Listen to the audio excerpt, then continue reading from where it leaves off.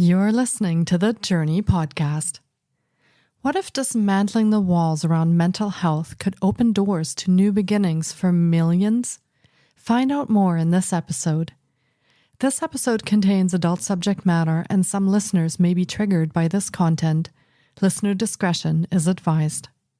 Hi, I'm Petra Brunbauer, and with decades of experience with sadness, pain, anxiety, and stress, I finally figured out how to leave all that behind.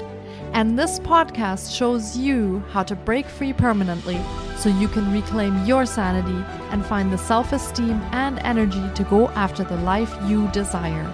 With real talk about mental health, holistic healing, and the tough journey of coming out the other end. This is the Journey Podcast.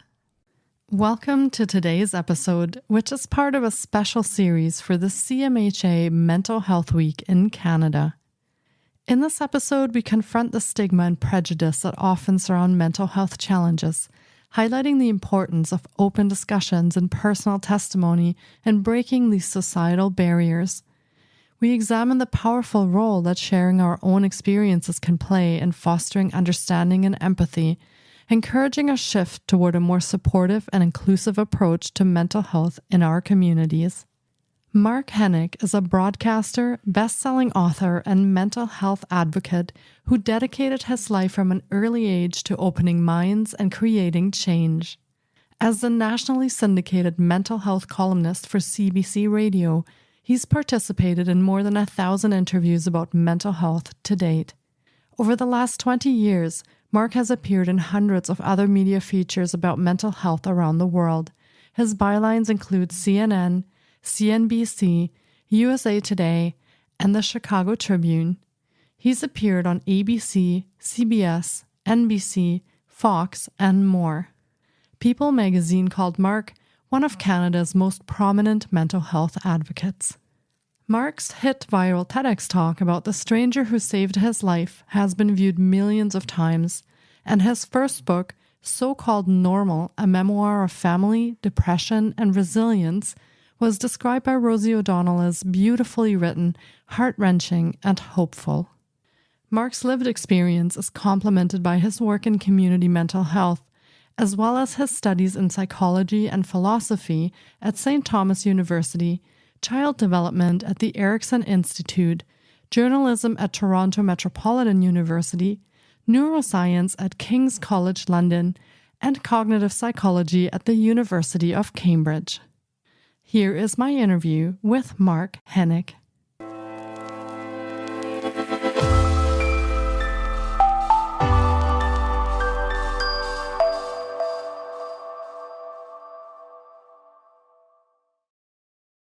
Hi, Mark. It's so great to have you on the podcast today. I've really been looking forward to getting to chat with you because Mental Health Week, of course, is such an important part of the calendar for us for the year. And talking about mental health, I feel is such an important thing for us to do as well. So thank you for spending time with us today and welcome to the podcast. Well, thank you for having me, Petra. And it's a real privilege whenever I get to talk about the thing that I'm most passionate about, which is mental health and well-being, navigating mental illness and mental health challenges sometimes, but really looking at the entire package of how we move and think and feel in this world that we share together. So it's a real privilege for me to be able to do this with you. Yeah, thank you so much. And for starters, can you share a little bit with our listeners about who you are and what you have done and what you do at the moment? We do have people tuning in from Canada and the US who may be familiar, but also from other continents across the world that may want to know a little bit more about who you are. Sure. I mean, I started talking about mental health through my own story, sharing my own story, as early as about 2003. And it was because I was coming off of my own many-year struggle with mental illness. I had had repeated suicide attempts. I'd been on a dozen different medications, had a half a dozen different hospitalizations. And I really felt like the stigma that prevented me from talking about my struggles was worse than many of the symptoms. And the symptoms were bad, don't get me wrong, but the inability to actually be who I was and to release this from myself was stifling. So I started talking openly about these issues very early on, and then eventually, many years later, did a TED Talk in Toronto about sort of what changed between my first episode of suicidal ideation and then what ended up being my last attempt. Because that talk at the time was called Why We Choose Suicide. They've since changed the title to something else, Why We Need to Talk About Suicide. But it was really trying to capture what goes on inside the mind of somebody who is collapsing into a suicidal crisis. That talk ended up going viral all around the world. It got millions and millions of views. And that really has underpinned a lot of what I do today, which is to give a platform for other people to share stories, to explore how mental health and mental illness occasionally connect to virtually every part of our lives. It's not just a clinical silo off to the side. There's a mental health angle to just about everything. I've really been able to, starting from my own personal experience of suffering and vulnerability, take that and do something good with it, I think, to help myself process it and to help others, to give others space to share openly their stories as well. Yeah. Thank you for sharing that. And thank you for sharing your story as well. It is so important, I feel, that we talk about these things, especially around mental health and mental illness, because as you mentioned, the stigma is still very prevalent and many people are afraid to talk because they're afraid to find out what that will do to their family relationships, their work relationships. Many times we fear, will that make us look less competent if we struggle? Will people love us less if they know that we struggle? So these are really important things that you're touching on.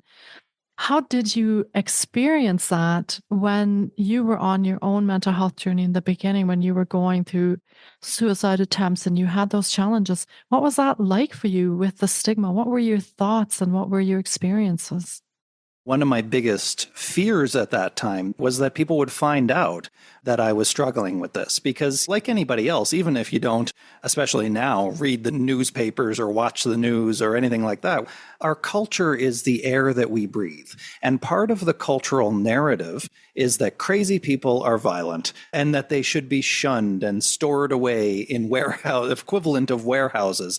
And we all have these deep-seated stigmas still to this day that people with mental illnesses are somehow different than the rest of us normal people. I think that even at a young age, I had absorbed that message. If anybody had found out that I had been brought to the emergency room or that I had been admitted to a psychiatric ward, that I was taking at various times antidepressants, antipsychotics, anti-anxiety medications, hypnotics, sedatives, if anybody had found out any of this dark stuff about me, it meant that somehow I was a crazy person and that I wasn't normal. So that was really what I think underpinned a lot of the shame that I felt as a young person. Internalized shame and hatred toward myself was that I didn't want to be that way. I didn't think that I was this person that I was supposed to fit into that category of. That's not how I made sense of myself in my own world, but that's what I believed I needed to be. So I think that really speaks to the power of the labels that get imposed on us. People try to live to those labels when in reality we're so much more diverse and there's no such thing as normal. It's a statistical fiction that we're all a mess from time to time. And I wish I had known that when I was a young person, that we're all so much more complex than we're led to believe by social media images or media portrayals of any type of person. Yeah, that's a really good point. And I sometimes wonder if some of these things that we are labeling as ill mental health are experiences that we are all going through in response to the changing world, in response to what's happening to us. And they are the ways that we are coping and dealing with the things that we are experiencing. That's a great point. I like that. And of course, you touch on that also in the book that you wrote, The So-Called Normal. So what actually is normal? How do we define that nowadays? And how do we say who's in that normal and who's outside normal? I think that normal, of course, like I say, it's a statistical construct that is meant to be descriptive. It's meant to try to describe how most people are. But if really you even drill down into statistics, you find out that it doesn't really exist, that it's something that we construct, I think, to give ourselves comfort in order to reduce people down and simplify people into one thing that we can then analyze and try to apply certain theories to. If you actually get to know people, you realize that nobody actually meets all of these average criteria. I think that that comes with a growing understanding or a growing sophistication in our understanding both of ourselves and of other people, that we're each a symphony of different component parts, and that when we reduce people down, whether it's to their mental illness or anything else, that we're almost certainly rejecting so many other parts of that person. But that's what makes people interesting. That's what makes people fascinating, in fact, is that we're full of contradictions and we're full of messiness and weird stories and surprises. And I think that's the meat of life that is so interesting to discover.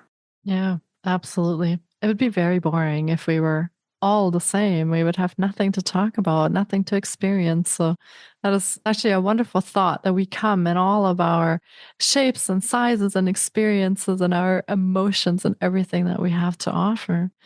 And how did your own journey continue? So you have found ways, as you said, to put this to good, to put these experiences to help people and to do good. So what changed? Did you find any resources? Did you find tools? How did you come out of the shame and all of that you were experiencing? How did you move through that, and what helped you on that journey?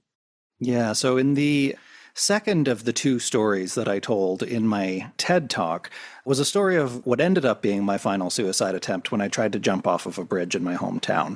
And it was partly about a stranger who I only knew at the time as the stranger in the light brown jacket, because that's all I could see that he was wearing at the time, who reached out and, after talking to me for a while, grabbed me and pulled me back off of the edge, and he saved my life. After that happened, I went off and I started to pursue higher education and then started working in mental health and then do that TED Talk. And then all of a sudden, after that talk went viral, I started getting messages from people all over the world who said that I was their stranger that had helped them or saved them. Because I was just in a place where, and I still am, I'm just a person who tells stories. It's good that it helps people, but that's my goal in many ways. But it's not like I go into it constructing very carefully how I'm going to best help other people. I'm just here trying to be my most authentic self as best I can. And it turns out people connect with that, especially if they've struggled like I have. So I shared that story, and people started coming back to me and saying that it had helped them a lot. And I think it was at that moment that I knew that I needed to actually find that person who saved me, because he was still a stranger up until that point. So I set off on what ended up being pretty short mission to find this person, because I went on national media here in Canada, where I'm based, and I asked for the public's help in finding this person. I had very little information to go on. And then the story went viral all over the world. And I think by the end of the day, we had actually located him. And he sent me a letter that he had already written me, in fact, in case someday he ever found me. I read the letter and reconnected with that person. His name is Mike, and it turns out he's been living still on the east coast of Canada. He's still been working in mental health ever since, helping young people in crisis. And I finally got to thank him for saving my life.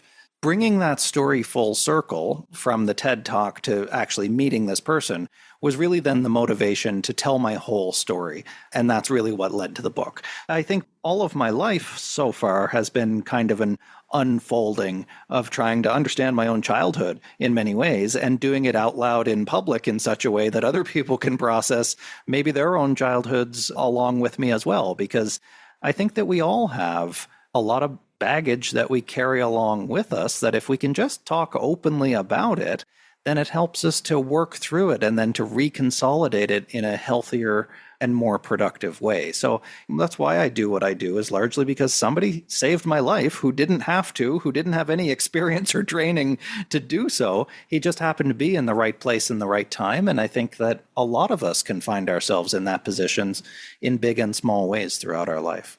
Absolutely. It makes me wonder a little bit if there are things that each of us can do to sort of be that stranger for other people. What has been your experience around that? I mean, many of us who go through these experiences feel isolated and like we don't have anyone in our corner or anyone that we can talk to about this. So, is there something that we can do to be better listeners, to be better observers, or to be there and notice things when someone isn't feeling well? What can we do as individuals to contribute to that? I think a lot of people get kind of stuck or fixated in a way on being the helper or being the person that fixes other people. Some people are even pathologically fixated on fixing other people. I think actually, and maybe it sounds a little cliche in a way, but I very much believe it. One of the best ways that we can help other people is by getting our own house in order, focusing on our own mental health first, because every small interaction that you have with other people in your day, that the moments when you're not trying to help people, when you're just paying for your coffee or talking to the cashier at the grocery store, or you pass somebody in the street, those are actually the moments that matter to people most. It's not necessarily when somebody is out there trying to fix you or looking for all the things that are wrong for you and what they can recommend to make you better. It's how you live your life, I think. That's what helps people. And the more critical mass we can build of people who live mindfully, I think that's what makes it a more compassionate and helpful world. So focus, at least initially, on getting yourself mentally healthy so that way your everyday interactions with people are able to be more present and more compassionate because you don't have all your own stuff in the way. And sometimes when you're carrying all your own stuff just beneath your skin, your hurts, your pains, your sufferings, we take it out on other people. And that's not fair to us, and it's certainly not fair to them. Organize yourself and then take some steps to learn, I think, how best you can be present with other people. There's lots of trainings out there about how to talk to people and what to say and what to think and what to do. But I think that the best thing we can often do as an action to help others is simply to be present, to listen intently and give them space. And sometimes that space is uncomfortable. Sometimes there's long periods of silence. Sometimes the person will get upset with you or angry or irritable or whatever.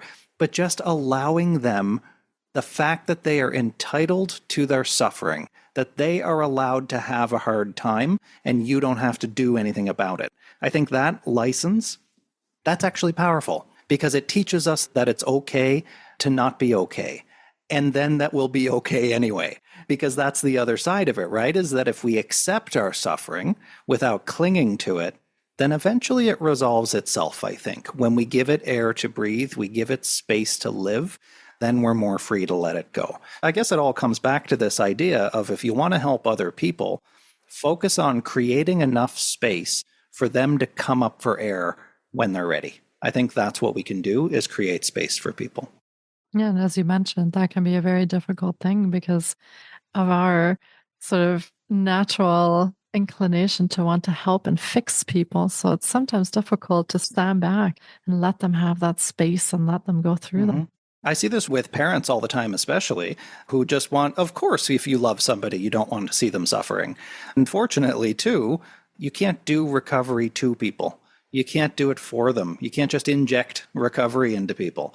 It really very much is a learning process that takes a lot of trial and error. And I think for the people who are struggling and suffering, if they get a better understanding of that too, what the recovery process actually looks like, it makes it a hell of a lot easier when you're not fighting yourself so much over it. And you realize this is my third or fourth or fifth relapse. It doesn't mean I'm inherently broken. It just means that this is part of the journey. This is part of the path. And that's okay too. This is how we figure it out, is by falling and getting up over and over again. Yeah. And in your own journey, what helped you get up again?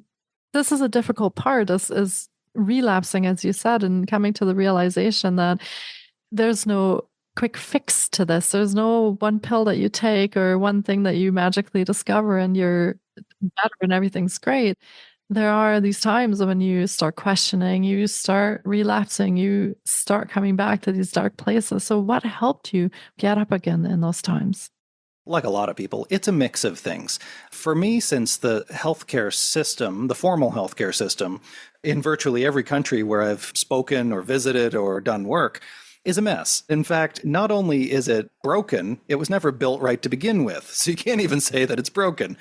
relying on a healthcare system to help you, I think, and then getting stuck on the idea that those people should help me, I think you got to get out of that idea. That there are absolutely supports out there that can be helpful if you are lucky enough in some ways to connect with a great therapist who can give you that kind of space to process your emotions and to work through things, then that is a wonderful gift. Or likewise, if you can connect with a doctor, if there happens to be biological components of what you're going through and you connect with a compassionate doctor who gets that, again, a wonderful gift. But for me, I think it was a mix of trial and error and suffering and wandering through the wilderness and the darkness, and sometimes just stubbornness, really. Sometimes recovering accidentally, just groping around in the cave until eventually it was a revelation that I came to many, many years later, that you don't know you're recovering until sometimes you've already recovered. You don't realize how far you've come until you look back at how far you've come. Sometimes I think it's really just a matter of reminding yourself that while I don't necessarily believe in any kind of supernatural guidance of these sorts of journeys, if you don't know where you're going, there is something valuable in just saying, I don't know what this is for, but I'm willing to wait it out and see.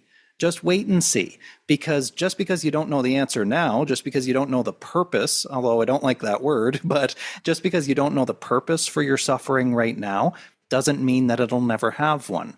The author, Anne Lamott, she's done a wonderful amount of work in helping writers to identify their own story. And she has famously said that you own everything that happens to you. In other words, everything that you have experienced is material. It's grist for the mill. And there's an incredible power in that, I think, because then you can use that for something. I think that's a big part of it. For me, it was a combination of grit, of stubbornness, of stumbling on recovery, with occasionally, early on anyway, with occasional supports along the way. Those supports became much more robust later on. I think trust the process in many ways and continue trying to forge your own path and make your own meaning instead of waiting for somebody else to do that for you. Yeah, I feel like nobody is coming to rescue us. No, there's really not. But it really doesn't work for me. It doesn't. And sometimes, too, I was just talking about this with somebody else. We want so bad to find the meaning in our life, and we feel like we have no meaning in our life. That's very common when you're suffering. What does it all mean? It's not worth it. When in reality, do you really think you're just going to find the purpose of your life lying on the side of the road?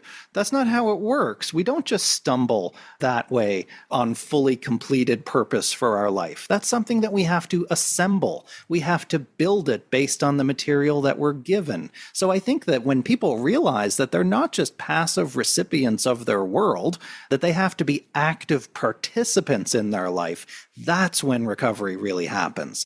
That you realize that, no, I am not powerless. I am not helpless. I actually do have some say. I don't have control over everything that happens with me, but I do have some say in how I use my thoughts and how I use my experiences in a way that serves me better. Was that a difficult place to get to for yourself? That kind of realization that you do have some control and you have some say over what happens to you? Because that also means that we have to actually take some accountability and some responsibility for moving forward. Was that a difficult thing to go through? If you had told me that when I was in the middle of my suffering, I would have called you a liar. I would have told you that there's no way that I can have any control over this. This is all terrible. And of course, it feels that way at the time. So that's why I think that the recovery journey is a series of hills and valleys and sharp turns and backtracking and all sorts of stuff. But we do recovery on the hills when we're doing pretty well. Never make any decisions when you're in the depth of the valley, because you're just not in a place to really be able to do that in a productive way. And that was one of the objectives of my TED Talk. The talk itself on its surface is all stories of my life and about me.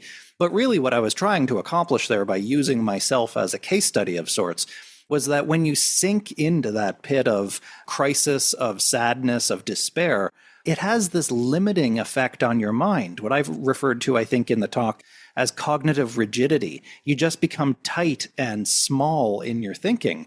It's very difficult to learn how to recover when you're in the depth of that pit. Sometimes you have to wait it out until it loosens up a little bit and you can sort of meet yourself where you are and slowly build some steps out of that pit. But it's critical not to make big sweeping conclusions about your life at your worst moments, because that's not a representative sample of how great your life can be.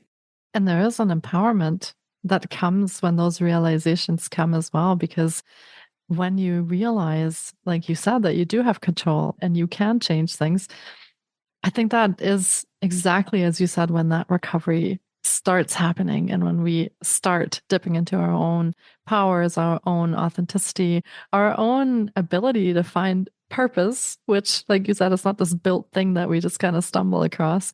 I think that empowers also on the healing journey for many of us. So.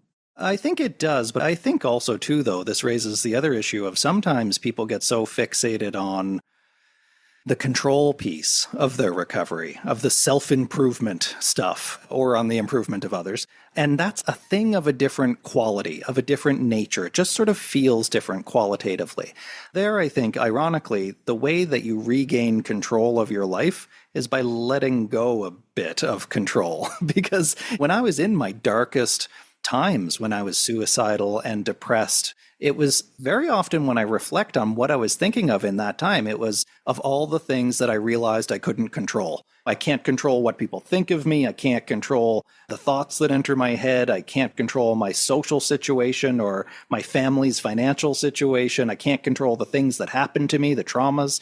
Well, of course you can't. There's actually this incredibly freeing idea from dialectical behavior therapy of acceptance and change. This idea that you can only truly change when you actually accept the situation as it is, without running from it, without lying to yourself about it, without saying, I wish it wasn't this way or it's not supposed to be this way. Well, guess what, Chief? It is. So you got to deal with that. And I think that when you do, it doesn't mean you got to like it. It doesn't mean you want it to continue or that you asked for it or any of that stuff. It just means it is what it is. So what are you going to do now? And I think that for me was actually incredibly freeing to realize, all right, this wasn't what I was planning. This isn't how I wanted life to go, but it is. So how are we going to pivot? And I think having that growth mindset, that sort of flexibility, that's what recovery is all about. And that's why I think it's an ongoing process as well. Because the minute that you close down, you get tight, you start to cling, that's when stuff is going to fall apart, because clinginess creates friction. When you're grabbing too tightly, grasping at the way that you want things to be, unless you're a sorcerer or you have some way of controlling the universe, you're going to have a bad time. So you have to get loose, you have to go with it. And as Jon Kabat-Zinn has often said, you can't control the waves, but you can learn to surf. So I think that's really the task that we're called to do here. It sounds like that also actually prepares you much better for future recovery, because life just isn't the same all the time. And staying flexible, building that resilience to face the things that are coming, it will help you face those when they are there, when you are coming into those valleys again. You'll be much better prepared for that. So that growth mindset, staying flexible, those are all things that I think in this world we need more than ever, because everything is changing so fast and we need to have that fluidity if we want to. I think we do. And it means moving through the world with an open mind and an open heart. And I think that's so scary for people, especially the open heart piece. The open mind, you can kind of think your way around it. And if you consider yourself pretty woke, then you think you have an open mind to everything. Of course, nobody really does if you scratch a little bit. But having an open heart means that you might get hurt. And that's something very different, because the world is hard out there. We don't have people always taking care of us and looking out for each other. People are self-interested often, and the world is probably, as the poet Maggie Smith has written, at least 50% terrible. And that's just the reality of it. But our challenge to ourselves is to keep our hearts open in hell, because the moment we close down and block people out, we're hurting ourselves and we're just perpetuating the hurt to others too. So we have to be able to maintain our boundaries, absolutely, and to be good with ourselves, but also to be open to all of it, open to the whole experience of the world, which sometimes includes suffering, but also includes joy. You can't selectively numb yourself to the bad stuff and then expect to still experience the good stuff too. We have to accept all of it. Yeah. And how does your book fit into all of that? How does that fit into your journey, where you're at now? Tell us a little bit about the book that you've written and how that fits with everything. Well, the book for me really, it came following the death of my mother, the sudden death of my mother. In many ways, in that grieving process, within the year or so after she died, I had quit 2 jobs. I didn't know what I wanted to do with my life. Losing a parent, especially suddenly and unexpectedly at a fairly young age, it shifts something inside you. It's sort of a rite of passage in some ways, I think, and it makes you suddenly something else. It means you're officially a grown-up, I guess. I think that was part of it for me, was losing my mother and then feeling the compulsion that I needed to tell her story too, because our stories were so intertwined growing up. A lot of her suffering was tied up in mine, and likewise, my suffering was tied up in hers, and many parents certainly get this feeling. That's where that came from, and then I was working in a high-profile national nonprofit job at the time when I got the book deal originally, and it just wasn't happening because I couldn't quite focus on it on the side. So I came to a revelation at some point that I needed to dedicate my life to telling this story authentically. I hope to write more books at some point in the future, but you always treat your current one as though it's going to be your last and your only. So I thought, if this is my only shot at sharing my story in this kind of a comprehensive way, then I owe it to myself and to others, but mostly myself and my mother, to do it right and to do it deep and to do it authentically. So I quit that job. I went away to a Trappist monastery in the woods and I lived with the monks and I wrote every day, 7 days a week. I chanted with the monks 7 times a day and I wrote the first draft of this book. And I just put it all on the page. I sent it to my editor afterward and I said, here's a big chunk of stone of my life, and now let's try to turn it into a book of some kind. We went through about 14 or 15 editing rounds of the book, cover to cover, and shaped it into a story that I'm really proud of, which was to developmentally track how I got into a place of struggle and then how I got back out of it again. It kind of has that hill and valley shape to it. I tried to make the place where I grew up in Cape Breton, Nova Scotia, as much a character of the book as any of the people in it, partly because I think where we grow up imprints itself on us. Our hometowns, our culture that we're surrounded by, that's very much a part of our identity. So I wanted to make that part of the book too, and then coming to this realization that nobody's normal and that that's all that I had ever really wanted as a kid, was to be normal. So that's where the title So-Called Normal came from, was this realization that my story isn't all that unique. That sure, the words and the individual arrangement of experiences are mine, but the same as the experience I had with the TED Talk, while I'm telling the story from my point of view, I think that there's something universal in there as well, just about the human condition. That's my latest attempt, and my first attempt and my latest attempt to try to do that was through my book. Yeah. A beautiful story also with your mother and honoring that. So I definitely hope that it's not the last time we'll be reading a book from you. I look forward to more. And Mark also has his own podcast called Modern Minds, and it's for Hartford Healthcare. And you can listen in to that from all of your favorite podcast providers. And tell us a little bit about the podcast. What do you talk about and how did that come about? Yeah, so this is my third podcast. I originally had one with the same name as the book, So-Called Normal. I did the Living Well podcast for a little while, which was more focused on workplace mental health. And then this most recent one in Modern Minds, really the objective is to take the mental health conversation to the next level in terms of sophistication and sort of challenging ideas within the space. Because so often we just get in the same cyclic trap of every time we talk about mental health, we talk about mental illness. And it's usually, here's the signs and symptoms of depression and talk to your doctor. And it just became so formulaic for me. And I didn't want to do that anymore because I've been doing this work now for more than 20 years talking about mental health publicly. I needed to move the needle in some way. So that's what we try to do with that podcast. We take challenging issues, sometimes provocative, controversial issues, and we get experts from the field to help to enlighten us on those issues. So that's the Modern Mind podcast, and it's been a real privilege to talk to so many world-leading experts on that show. Yeah, it sounds like something that is so needed and something that our listeners can tune into to get a feel for the things that we talked about today, also and the things that are relevant in the world today surrounding mental health. So we will definitely link to that in the show notes, and we will also link to your socials and to your book so that listeners can find out how they can connect, how they can read your book, and definitely continue this conversation about mental health and mental well-being without maybe some of the formulaic things that just say, oh, if you're experiencing this, we need to give you this pill so that you can be less broken in our system. It doesn't really work like that. It does not. It does not, I'll tell you. And I wish more people understood that for some people, great, they talk to their family doc, they got on a medication and everything works out. I've never heard of that happening myself. I've heard maybe fictionally about it, but the reality is that recovery is messy and confusing and horrible and beautiful all at once, and that's okay. That's why it's so fun. Yeah, beautiful last words that we'll leave our listeners with.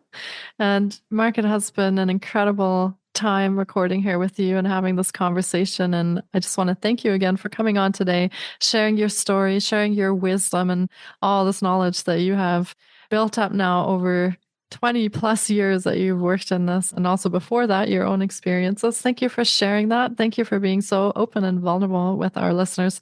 I truly appreciate you being here, and thank you for your time. Thank you, Petra. Take care, Mark. You too. Thank you so much for taking time out of your day to listen in. If you enjoy the Journey podcast, please support us by subscribing, sharing on social media, and leaving us a review. We appreciate you. And you can find more of The Journey on Facebook, Instagram, TikTok, and our website, thejourney.com. Sending you love and courage, and see you next time.